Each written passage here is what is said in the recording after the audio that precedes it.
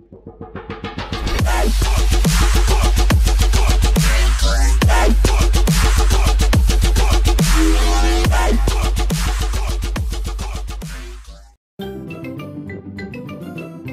σας, συντεκνή μου Πέπα. Έτσι είναι ο αδερφός μου ο Γιώργης. Ετούτη είναι η μάνα μου η Γουρούνα. Ετούτος είναι ο πατέρας ο Γουρούνας. Καλά, ναι.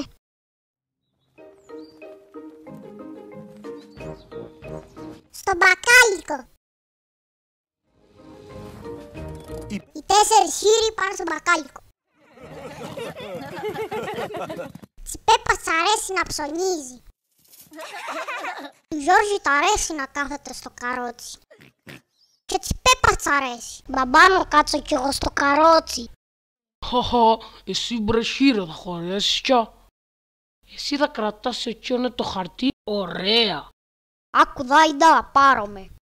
Βρούβες, χοχλιούς, μη φοβάσαι, εγώ μπρε θα τα βρω.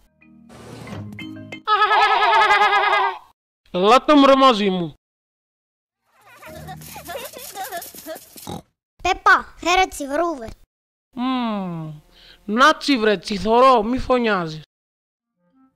Εδώ είναι βρεσί. Κάτσε βρε να βάλω με 4.